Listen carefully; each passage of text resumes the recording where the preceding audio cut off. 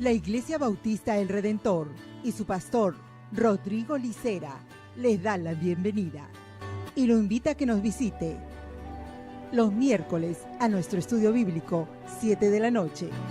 Los domingos a las 10 de la mañana, oración.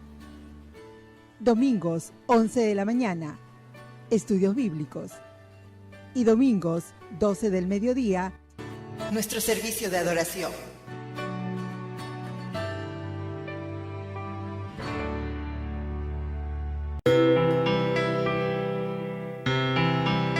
Filipenses 1, del 12 al 18, y nuestro hermano Jeremy va a hacer la lectura en inglés del mismo pasaje, porque es necesario que los jóvenes también sepan de qué pasaje estamos predicando. Así no están por ahí distraídos. Así que yo lo voy a leer primero en español y de ahí nuestro hermano Jeremy lo va a leer en inglés. Filipenses 1, del 12 al 18. Philippians 1, 12 to 18. La palabra de Dios dice así: quiero que sepan, hermanos, que las circunstancias en que me he visto han redundado en un mayor progreso del Evangelio. De tal manera que mis prisiones por la causa de Cristo se han hecho notorias en toda la guardia pretoriana y a todos los demás. La mayoría de los hermanos, confiando en el Señor por causa de mis prisiones, tienen mucho más valor para hablar la palabra de Dios sin temor. Algunos, a la verdad, predican a Cristo aún por envidia y rivalidad, pero también otros lo hacen de buena voluntad. Esto lo hacen por amor y sabiendo que he sido designado para la defensa del Evangelio. Aquellos proclaman a Cristo por ambición personal, no con sinceridad, pensando causarme angustia en mis prisiones. Entonces, ¿qué? Que de todas maneras, ya sea fingidamente o en verdad, Cristo es proclamado, y en esto me regocijo, sí, y me regocijaré. I want you to know, brothers, that what has happened to me has really served to advance the gospel, so that it has become known throughout the whole imperial guard to all the rest of my imprisonment is for Christ. And most of the brothers, having become confident in the Lord by my imprisonment, are much more bold to speak the word without fear. Some indeed preach Christ from envy and rivalry, but others from goodwill. The latter do it out of love, knowing that I am put here for the defense of the gospel. The former proclaim Christ out of selfish ambition, not sincerely, but thinking to afflict me in my imprisonment. What then? Only that in every way, whether in pretense or in truth, Christ is proclaimed, and in that I rejoice. Amén. This is the word of the Lord. Thank you, Jeremy. Bueno, hermanos, seguimos con nuestra serie en la carta del apóstol Pablo a los Filipenses. Y lo que hemos visto hasta ahora es en la parte de la introducción, el saludo de Pablo, cómo Pablo les deja saber a los de Filipos el gran gozo que siente al recordarse de él, de ellos, y con este gozo cómo ora. Hemos visto hasta ahora la manera como Pablo ora por ellos, pero también la semana pasada vimos qué es lo que Pablo ora por ellos. Intencionalmente Pablo ora por la madurez de esta iglesia, ora por la madurez de la iglesia de Filipos, para que ellos sepan escoger bien cuál es lo bueno, lo que le agrada al Señor.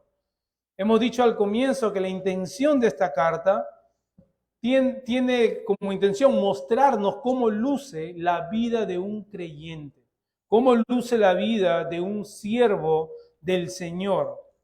Y ya que esa es la intención de Pablo, Pablo va a ponerse como primer ejemplo. Ahora, Pablo no se pone como primer ejemplo como un asunto de orgullo. Pablo no es egocentrista, no es que Pablo pretende la alabanza para él, sino que quiere animar a los de la iglesia de Filipos.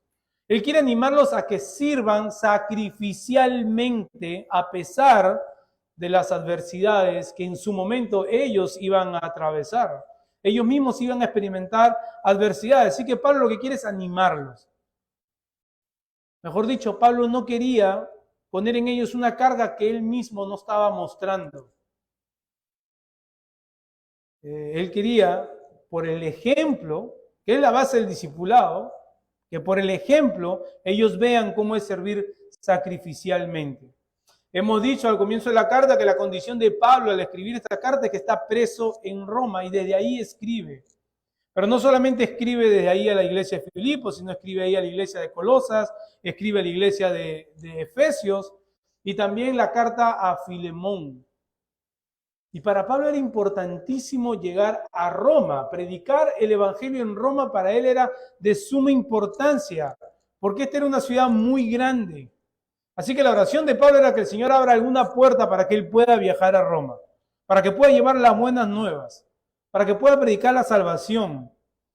En una ciudad donde la población era de más de 1 millón de personas, y en esa época concentrar 1 millón de personas en una ciudad lo volvía en una ciudad céntrica. Era la ciudad más importante del Imperio Romano. Así que había gran poder concentrado ahí en Roma. Estaba el palacio del emperador, estaba el foro romano, estaba el coliseo romano. Así que para Pablo poder predicar el evangelio en esa ciudad sería como alcanzar a todo el mundo.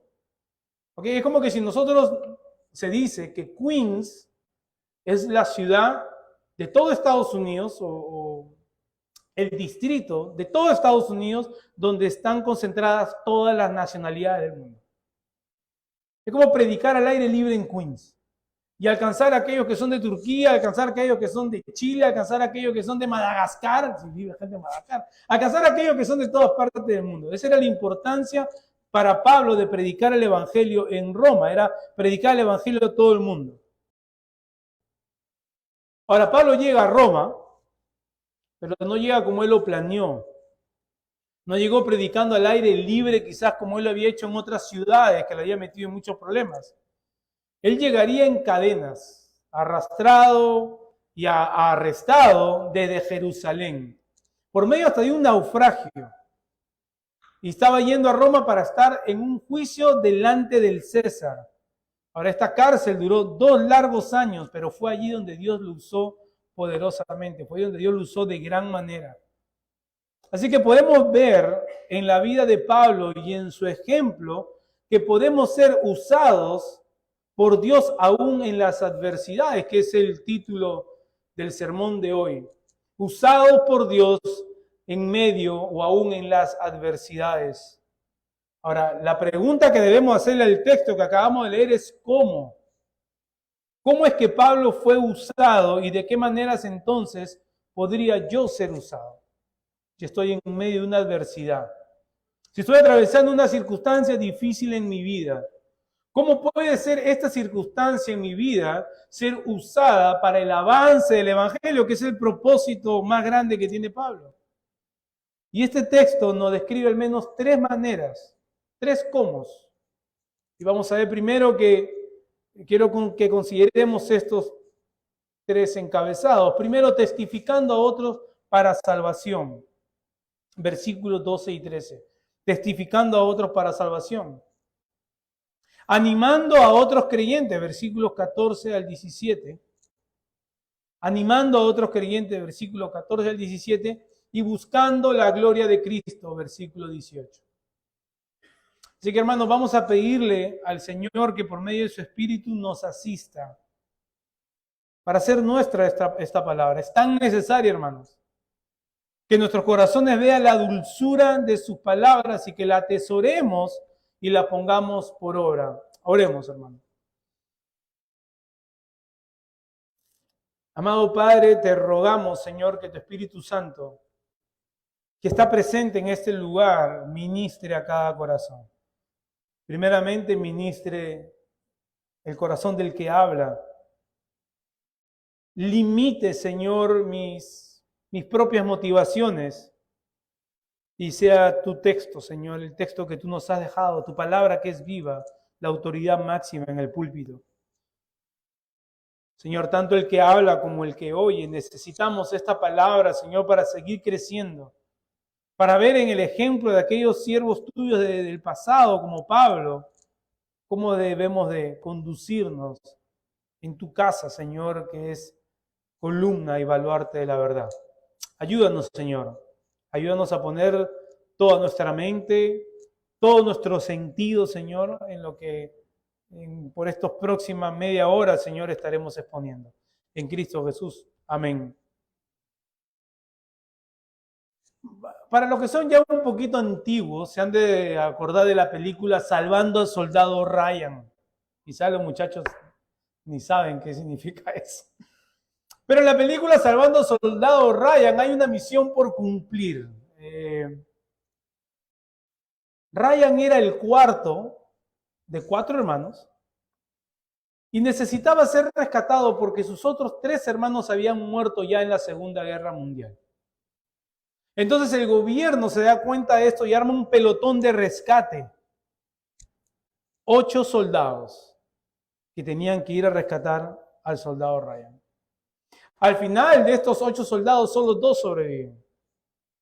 Pero ellos no iban a dejar ni que la muerte de sus compañeros más cercanos, ni todas las circunstancias que atravesaron se interponga en la misión que se les había encomendado. Esto era salvar a una persona para que esta madre que estaba esperando el retorno de sus hijos de la guerra no tenga que enterrar a 4 hijos y al menos solo a 3. Bueno, Pablo tenía una misión aún mayor, porque Pablo no era que tenía que salvar a uno, Pablo tenía la misión de salvar a muchos por medio del nombre que es sobre todo nombre, y nada iba a imponerse a que Pablo cumpliera con su misión de predicar a Cristo y a este crucificado. Y no solo la iba a cumplir sacrificialmente, sino que la iba a cumplir con mucho gozo. Y de esa misma manera, hermanos, nosotros debemos animarnos que a pesar de las adversidades que enfrentamos, podemos ser usados por Dios. Vayamos al versículo 12, dice, quiero que sepan, hermanos, que las circunstancias en que me he visto han redundado, dice, en un mayor progreso del Evangelio. Nosotros ya hemos pasado de la parte introductoria de la carta y ahora vemos cómo Pablo hace como un reporte misionero. Si usted conoce a algún misionero, usualmente es como empiezan así su carta. Empiezan diciendo qué es lo que está pasando, cuáles son las circunstancias que están atravesando y cómo el evangelio va avanzando. Así que Pablo hace un reporte misionero a la iglesia de Filipo porque ellos están muy pendientes de él, están muy pendientes de sus sufrimientos y él quiere dejarles saber cómo le está yendo en la prisión. Dice, quiero contarle de las circunstancias que estoy atravesando. No quiero que ignoren todo esto que les voy a decir. Quiero que sepan todas estas cosas en las cuales me he visto últimamente, en estas circunstancias. ¿Qué circunstancia podríamos preguntar? Y sería de manera obvia responder que es claro que Pablo está en la cárcel. Pablo no da en detalle realmente cuáles son estas circunstancias, pero le invito a que vayamos a 2 Corintios, capítulo 11, y Pablo mismo nos da un poco más a detalle cuáles fueron estas circunstancias que Pablo atravesó. Pueden apuntarlo a imagen de su Biblia, yo lo voy a leer. 5 veces he recibido de los judíos 39 azotes. Esos son casi 200 azotes. 3 veces he sido golpeado con varas. 1 vez fui apedrado. 3 veces naufragué. Y he pasado una noche y un día en lo más profundo. Con frecuencia en viajes, en peligro de ríos, en peligro de salteadores, peligro de mis compatriotas, peligro de los gentiles, peligros en la ciudad, peligros en el desierto, peligros en el mar, peligros entre falsos hermanos, en trabajos, en fatigas, en muchas noches de desvelo, en hambre y sed, con frecuencia sin comida, en frío y desnudez. Todas estas circunstancias y más lo han llevado a Pablo hasta aquí. Pero no fueron en vano. Pablo dice que esto ha tenido un resultado que quizás era inesperado para él. Él dice, ha redundado, han sobrepasado mis expectativas, han rebosado, es lo que quiere decir. Han contribuido en un avance mayor del Evangelio. Es como que si Pablo quiere que los de Filipos vean que las adversidades de Pablo no son mayores que la misión que él tiene que cumplir. Pablo no quiere que los de Filipos estén concentrados en el dolor, en las adversidades que él atraviesa, sino cómo Dios en su providencia usa estas adversidades para el progreso del Evangelio, para llegar a la meta a la cual Él ha sido encomendado. Quizás no como Él lo planeó, y estoy seguro que nosotros muchas veces planificamos muchas cosas y no resulta de la manera como lo planificamos. Pero la vida de Pablo estaba tan centrada en Cristo que la predicación del Evangelio era su único fin. Ese era su motor de vida. Y de esa misma manera, porque creemos nosotros también en un Dios soberano, nuestras circunstancias adversas, hermanos, pueden ser usadas por Dios. ¿Cómo? El versículo 13 nos lo dice. De tal manera que mis prisiones por causa de Cristo se han hecho notorias en toda la guardia pretoriana y a todos los demás. ¿De qué manera entonces nuestras adversidades pueden ser usadas por Dios? Testificando a otros para salvación. Y quiero que noten algo, hermanos. ¿Saben qué es lo que hay aquí en esta pequeña porción de lo que Pablo está diciendo? Hay una oración contestada. ¿A qué me refiero con una oración contestada? ¿Cuáles son las cartas que Pablo escribe desde la cárcel? Colosenses, Efesios, Filemón y la de Filipenses. Miren Colosenses 4,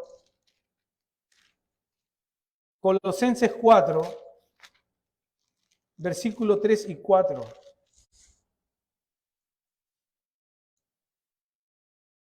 Desde la misma cárcel. Oren al mismo tiempo también por nosotros, dice Pablo, para que Dios nos abra una puerta para la palabra, a fin de dar a conocer el misterio de Cristo, por el cual también he sido encarcelado, para manifestarlo como debo hacerlo. Miren Efesios 6, 19 y 20.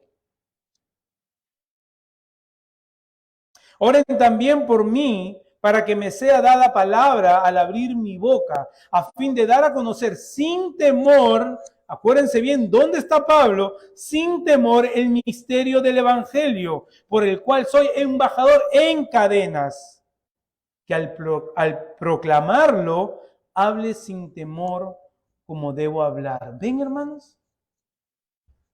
Pablo oraba y oraba ¿por qué? Porque es muy fácil, hermanos, desalentarnos en medio de las adversidades. Y Pablo no era un superhombre. Y él sabía que en Filipos no había tampoco ningún superhombre. Y yo estoy seguro, hermanos, que entre nosotros no hay ningún superhombre y ninguna supermujer. ¿Quién puede decir que las adversidades no le distraen? Quizás tú estás aquí hoy y tu mente está por otro lado. ¿Quién puede decir que las adversidades no te desaniman? ¿Quién puede decir que las adversidades no te debilitan? Hay adversidades que nos dejan con un sentido de inutilidad. Nos paralizan y nos sentimos insuficientes. Hay adversidades que traen un dolor profundo a nuestro corazón. Hay adversidades que traen confusión a nuestra vida. La pregunta es ¿por qué? ¿Por qué a mí? ¿Por qué me está sucediendo esto? Pero ninguna de estas cosas Pablo quería que fueran para él un obstáculo. Y por eso le pide a sus hermanos, oren. Oren para que el Señor me dé palabra. Oren para que nada de esto sea un obstáculo. Se apoya en sus hermanos. ¿Nosotros hacemos lo mismo o somos más fuertes que Pablo? ¿O corremos al rincón más secreto de nuestra casa y simplemente nos abrigamos en las cobijas del dolor, de la confusión, de la insuficiencia? Pablo dice que estas cosas se han hecho notorias, se ha hecho conocido. Todo el mundo sabe por qué estoy preso, y si estoy preso por Cristo, dice Pablo. Así que se ha hecho notorio en toda la guardia pretoriana, y quizás no es un insulto, hermanos, pretoriano. Pablo estaba preso en el pretorio. ¿Qué era el pretorio? Era el palacio del emperador. Pero Pablo nos dice algo más, no solamente nos dice dónde está preso, sino que esto ha redundado en toda la guardia pretoriana, o sea que su testimonio estaba alcanzando a toda la guardia, hermano. Y quiero que vean esto. Estos son soldados de los más selectos de Roma, despiadados y crueles. Y ahora el evangelio iba de soldado en soldado. Eso es increíble, hermano. Ahora el evangelio iba de boca en boca. Parte del trabajo de estos soldados era encadenarse por turno de 6 horas con el preso que se le asignaba. Así que ustedes imagínense. Cada 6 horas Pablo tenía un soldado nuevo encadenado junto a él. No que estaba fuera de la celda, encadenado con él. ¿Se imaginan este soldado escuchando a Pablo orar? Las cosas que él tenía que escuchar de la boca de Pablo, o ver cuando lo visitaban y le daban reporte de cómo las iglesias estaban, cuando escribía sus cartas, cuando cantaba himnos y cuando recitaba los salmos. Pero más aún, él les testificaba. No solo a los guardias, sino que después salían y compartían lo que escuchaban de Pablo, sino que dice, no solo a la guardia pretoriana, sino a todos los demás. Lo que era un contexto tan cruel, un contexto violento, se puede decir, para el evangelio, Pablo lo usa para proclamar el evangelio. Y me hace pensar en los muchachos que están en un contexto tan violento, que es la escuela. Violento físicamente muchas veces, pero violento de ideología. Y donde ellos tienen la misión de proclamar el evangelio, sea el contexto en que sea. Y hoy hablaba con ellos en la mañana que la iglesia necesita de ellos, hombres valientes y mujeres valientes que proclamen el evangelio aún en medio de la persecución o de la burla. Asimismo Pablo les testificaba, pero también a los presos. ¿Y qué preso viene a nuestra mente? ¿Qué preso sale de la cárcel cuando está con él? Onésimo. Hijo en mis prisiones, dice Pablo, y lo envía a Filemón. Dice, recíbelo. Antes te era inútil, ahora te es útil. Antes te era esclavo, ahora es tu hermano. Entonces vemos el impacto de Pablo dentro de estas prisiones. No solamente los guardias, sino también Onésimo. Y a lo largo de la Escritura, hermanos, vemos cómo Dios usa las adversidades de los suyos para usarlos para la salvación de otros. Y un ejemplo clarísimo es la vida de José. Todos sabemos todo lo que sufrió José. El propósito no era que él sea la mano derecha y que él tenga un puesto de eminencia, porque ahí nomás todo el mundo llega y dice, tú vas a ser como José. No, el propósito era que él salve a los que venían hambrientos. Dios lo iba a usar para la salvación de un grupo por el cual después vendría la salvación de todos nosotros. Ese era el propósito. No es sufre como José porque algún día Dios te va a poner aquí.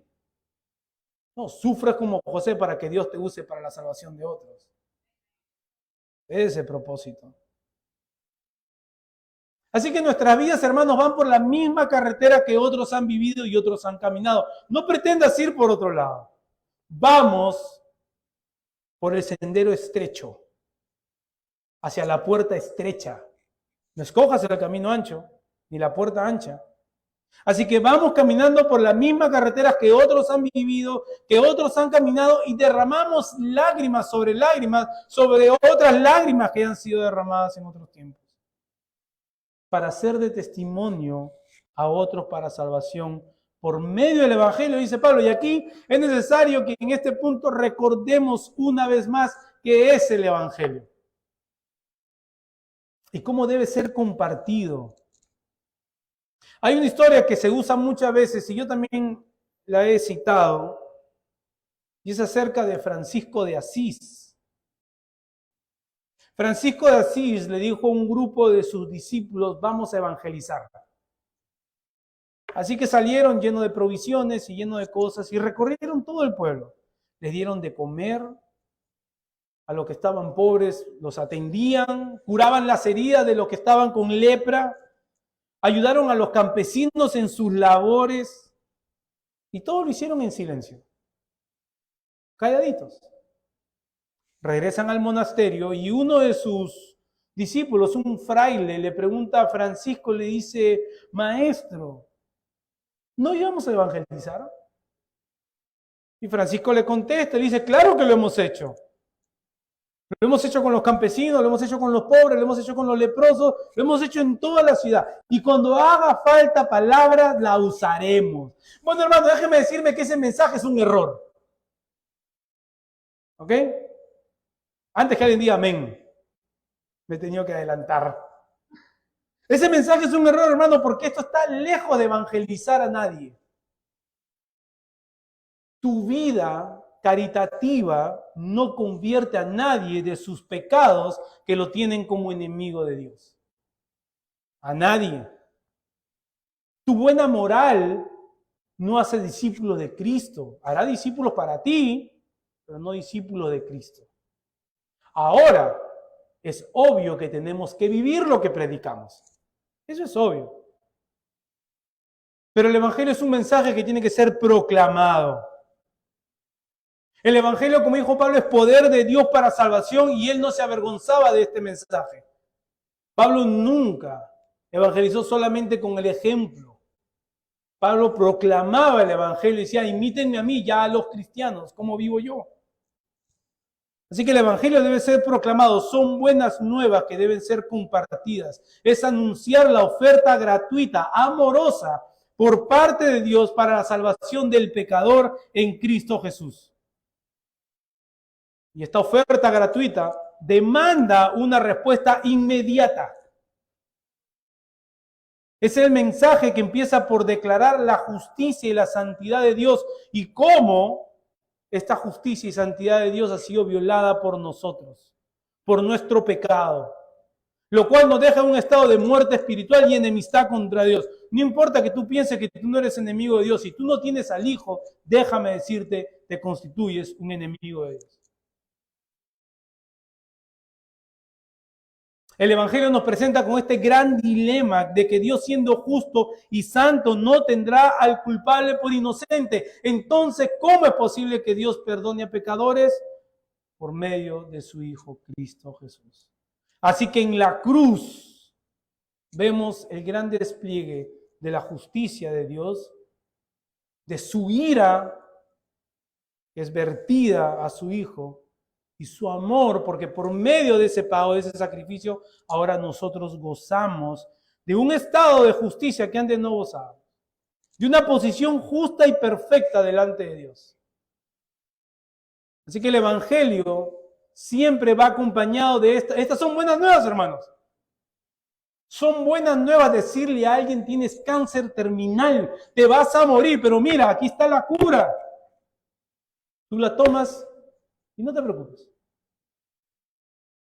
Esas son buenas nuevas. Decirle a alguien que tiene cáncer terminal y esta es la cura y si la tomas ya no tienes que preocuparte, esas son buenas nuevas. Y son buenas nuevas decirle al pecador que está en una ruina espiritual, que va derecho al infierno, pero que Dios ha dado a su Hijo Cristo y que si va a Él en arrepentimiento y fe, su posición de pecador y enemistado cambia a ser una posición de un pecador perdonado, redimido, justificado, santificado en Cristo Jesús. Esas son buenas nuevas, hermano. Así que el mensaje del Evangelio siempre va acompañado por el llamado a la fe y al arrepentimiento a todo hombre y a toda mujer, a toda criatura. Ahora, cuando quiero decir toda criatura, estoy hablando de seres humanos, porque por ahí salió una predicadora diciendo que ha ido a predicar a los monos, y no estoy mintiendo. No me estoy inventando esto. Y la gente dice amén. El Evangelio no es, hermano, sonríe que Cristo te ama, ya lo hemos dicho. El Evangelio no es busca a Dios y confía en Él. El Evangelio no es Dios quiere ser tu mejor amigo o Él tiene un plan maravilloso para ti en términos humanos o de conveniencia personal, porque usualmente lo usamos para eso. Claro que tiene un plan maravilloso para ti. que compartas el Evangelio en medio de tu dolor. Así que cuando Pablo dice que el Evangelio está sobreabundando en el pretorio y que va de boca en boca entre todos los soldados y que ha alcanzado aún hasta los presos, es de este Evangelio que Pablo está hablando. Es en medio de sus adversidades. Pero es también en medio de tus adversidades y en medio de mis adversidades. Así que no debemos de olvidarnos que Dios nos ha puesto como pregoneros del Evangelio. Pero ¿sabes qué calla a veces que podamos compartir el Evangelio cuando nuestra conciencia no está tranquila delante del Señor? Y eso se convierte como no se convierte como es el Espíritu Santo que gime y que llora dentro de nosotros. Pero aún en medio de las adversidades podemos ser usados por Él. Ahora, este es solo un aspecto de cómo Dios nos usa en las adversidades, porque también nos ayuda, versículo 14 en adelante, dice, la mayoría de los hermanos confiando en el Señor por causa de mis prisiones tienen mucho más valor para hablar la palabra de Dios sin temor. No solo en medio de las adversidades, Pablo es usado por el Señor para alcanzar a otros, pero también en las adversidades, el Señor lo usa a Pablo y nos usa a nosotros para animar a otros creyentes. Y esto es increíblemente alentador, hermanos. Estos hermanos, esta iglesia que está en Roma, es una iglesia perseguida. Y con el temor de que la persecución los alcance. Pero en medio de ese temor, ahora comienzan a tomar valor a causa del valor de Pablo. Ahora comienzan a decirse los unos a otros, oye, mira, si Pablo que está preso y está en las peores circunstancias, él puede testificar qué rayos estamos haciendo nosotros. ¿Por qué no nos estamos moviendo? Y comienzan a tomar ánimo, dice Pablo, a causa de sus prisiones, para hablar la palabra de Dios sin temor. Para hablar, hermanos. Para proclamar. Ahora tienen mucho más valor, dice, para hablar la palabra sin temor. Las prisiones de Pablo fueron usadas para alcanzar al que estaba perdido, pero ahora vemos que estas mismas prisiones dan confianza y valor a otros creyentes para compartir el Evangelio. Ahora, el valor de Pablo trae amonestación a la vida de estos cristianos que quizás estaban aún con mucho temor. Ellos querían ser partícipes de lo que Pablo estaba haciendo. Ellos querían hacer lo que Pablo hacía, aún corriendo el riesgo de ser encarcelados como Pablo. Hermanos, ¿por qué seguimos predicando el Evangelio aquí? ¿Por qué domingo tras domingo insistimos en exponer el Evangelio y la invitación al arrepentimiento y la fe? Yo le voy a decir por qué lo hago yo. Porque veo cómo muchos de ustedes, a pesar de las adversidades y las circunstancias que atraviesan, son usados por el Señor. Y eso me anima, hermanos. Porque son usados por el Señor para el avance del Evangelio. Y son de ánimo para mí y para muchos. No pierdan ese detalle, hermanos. Cuando usted, a pesar de las adversidades, sigue adelante en el Evangelio, usted está animando a otro hermano. Son de ánimo para mí y para muchos otros. El predicador Steve Lawson dice acerca de este versículo: un creyente apasionado puede infundir valentía a miles. A miles. La pregunta es si lo estamos haciendo. La pregunta está si nuestro enfoque está realmente en el avance del Evangelio o en el avance de mis motivaciones, de mis propósitos. ¿Y qué circunstancias te están llevando a callar el Evangelio? ¿Qué adversidades te están llevando a callar el Evangelio? ¿Qué te está distrayendo de aquello para lo cual fuiste llamado o llamada? Y es cierto que nuestras circunstancias son mucho menores que las de Pablo. Nadie aquí puede decir que ha pasado cárcel por el Evangelio, o me equivoco. Nadie, ¿no? Es mucho menor que las persecuciones de Pablo lo que nosotros aquí pasamos. Y que lo de la iglesia de Roma. Pero aún así, hermanos, hay circunstancias en nuestra vida que nos ponen como un tapón en la boca y no nos dejan cumplir con nuestra misión. Haz una lista mental de aquellas dificultades que estás enfrentando. Y pregúntate cómo las puedes usar para el avance del Evangelio dentro de tu iglesia local. Piensa en la manera que Dios puede usarte para animar a otros a pesar de las adversidades que atraviesas. Que otros creyentes vean en ti tu fidelidad y tu pasión por compartir a Cristo. Hermanos, aquí entre nosotros hay hermanos y hermanas que necesitan ese ejemplo. Hay hermanos y hermanas que necesitan ser animados de ver cómo tú cargas tu cruz, te niegas a ti mismo y sigues a Cristo. Sé ese tipo de ejemplo. Sé tú quien le das ese ejemplo. No esperes que otros tengan el ejemplo. Sé tú quien da ese ejemplo. Pero como no todo es color de rosa, el ejemplo de Pablo no solo le daría valor a aquellos que tienen buenas intenciones, pero también a aquellos con intenciones egoístas. Pablo en su reporte dice, algunos a la verdad predican a Cristo, aún por envidia y rivalidad. Versículo 17, aquellos proclaman a Cristo por ambición personal, no con sinceridad, pensando causarme angustia en mis prisiones. Y aquí vemos la realidad del ministerio, hermanos. No todos te van a considerar digno de su apreciación. Despertará celos. Porque aún estamos en la carne. Despertarás rivalidad, antagonismo. No hablarán con sinceridad. Quizás despiertes entre ellos celo. Y quizás los pongan a predicar el evangelio. Pero sus intenciones están alejadas de ser sinceras. En el caso de Pablo, muchos comenzaron a predicar a Cristo despreciando a Pablo y su ministerio como apóstol de los gentiles. Hay que aclarar que estos no eran apóstatas, ni eran herejes, no eran falsos maestros. Pablo no está dando crédito a un mensaje falso. Cristo era predicado.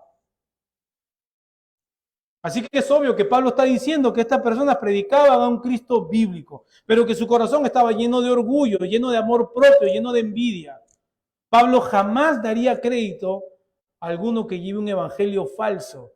Él no usaría el famoso dicho que a veces lo usamos aquí mal, cómete la carne y deja el hueso. Eso no aplica cuando escuchamos una falsa doctrina, hermanos. No se coma ni la carne, ni el hueso, ni la grasita, no se coma nada. No escuche una falsa enseñanza. Así que no eran herejes, pero su corazón estaba centrado en ellos mismos. Entonces, hermano, no te sorprendas si es que por causa de tu valentía al proclamar el evangelio y tu compromiso por la causa de Cristo, se levante un grupo de críticos. A Pablo le pasó. ¿Qué vas a hacer? Sigue predicando el evangelio, es lo único que puedes hacer. Pablo lo desenmascara aquí, dice, ¿cuál era su objetivo claro de ellos?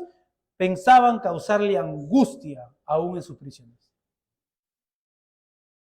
Pero también estaban aquellos que su motivación era únicamente predicar a Cristo. Dice, pero también otros lo hacen de buena voluntad, dice, esto lo hacen por amor, sabiendo que he sido designado para la defensa del evangelio. La gran mayoría predicaba a Cristo entendiendo la labor y el ministerio de Pablo. Lo amaban y sabían que él había sido designado para la defensa del evangelio. Y esto debió de ser de gran consuelo para Pablo, porque estoy seguro que le afectaba. Siendo Pablo todo amor, que había un grupo que predicaba con motivaciones incorrectas. Así que este grupo que lo amaba debió ser de gran consuelo para él. Debió ser como un oasis en medio de la angustia que sus detractores querían causar en la vida de él. Y gracias a Dios que siempre va a haber un grupo así, hermano. Siempre va a haber un grupo que te apoye, siempre va a haber un grupo que te anime, siempre va a haber un grupo que quiera seguir predicando el evangelio con sinceridad y con amor, sean compañeros de milicia. Pero también nos lleva al otro lado, nos lleva a ver cuáles son las intenciones de nuestro propio corazón. ¿Por qué hacemos lo que hacemos? ¿Por qué hacemos las cosas que hacemos? ¿Por celos? ¿Por envidia? ¿Por rivalidad? ¿Por ambición personal? ¿Estamos procurando acaso que sea nuestro nombre que lleve la primera página en el boletín de la iglesia, que sea el encabezado en el periódico El Redentor de Rahway?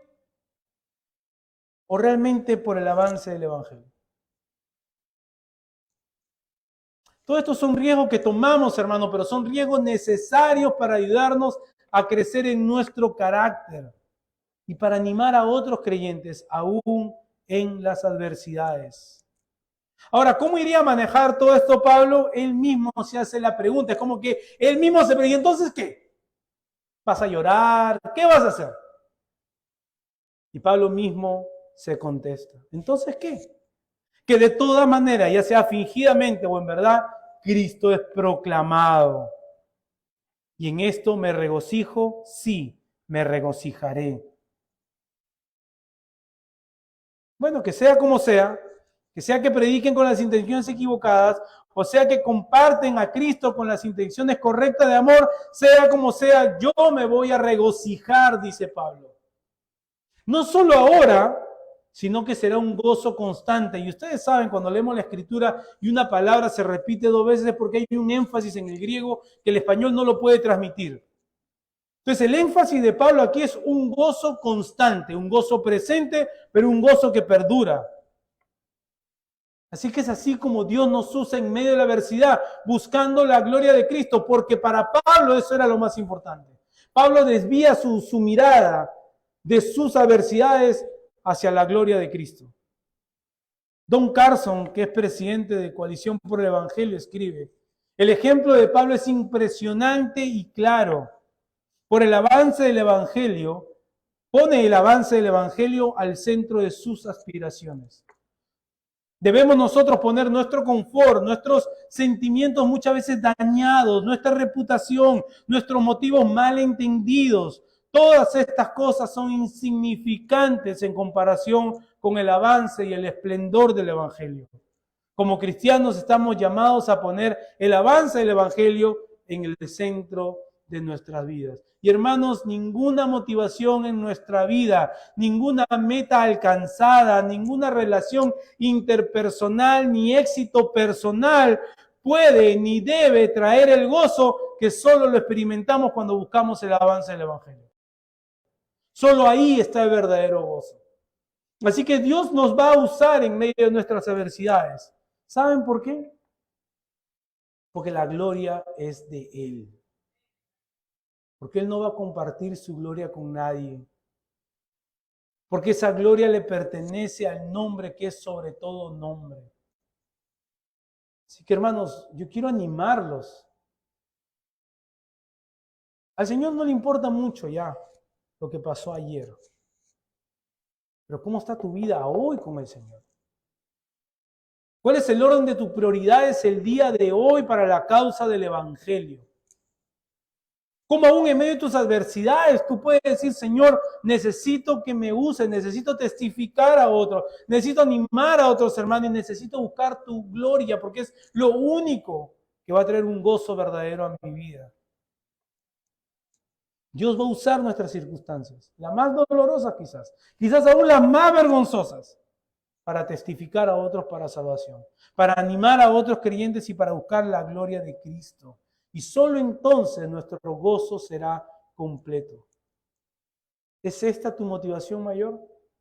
¿Es eso por lo que estás acá? ¿Es eso por lo que vives? ¿Estás usando tus adversidades para el avance del Evangelio? A eso estamos llamados. Pero también ese mismo Evangelio que recorrió todo Roma, que fue de boca en boca, de soldado en soldado, que se esparció por todo el mundo, hoy te otorga a ti la misma invitación, la misma oferta, la salvación por medio de la fe. Una salvación que solo por gracia, que tú no la puedes alcanzar. Es inalcanzable para ti si estás sin Cristo. Una salvación que fue provista por el Padre, aún tú estando muerto, aún yo estando muerto en nuestros delitos y en nuestros pecados, pero Dios, que es rico en misericordia, nos dio vida juntamente con Cristo, por el gran amor con que nos amó. Esta vida hoy Él te ofrece. Hoy mismo, si vas al Padre en arrepentimiento y fe, pasarás de ser un pecador muerto en tus delitos y pecados, enemistado con Dios, a ser puesto en una posición justa. Eres declarado justo. ¿Sabes lo que quiere decir eso? Que la vida perfecta de Cristo te es imputada.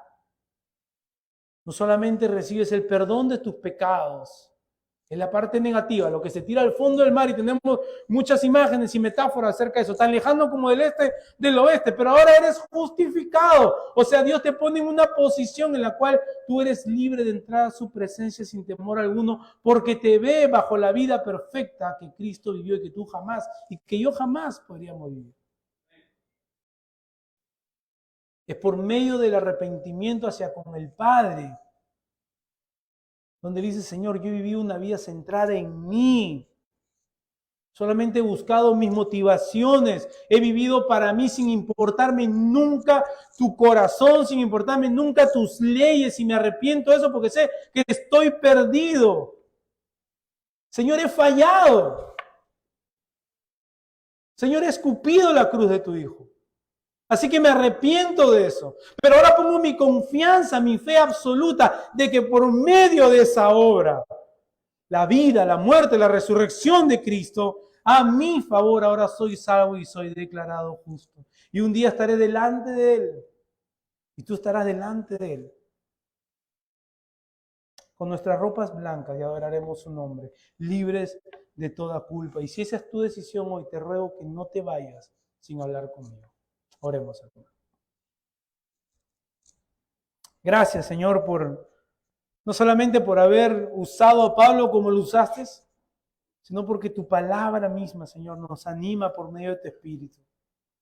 Permite que seamos una iglesia, Señor, que no pone nada por encima de la causa del avance del Evangelio.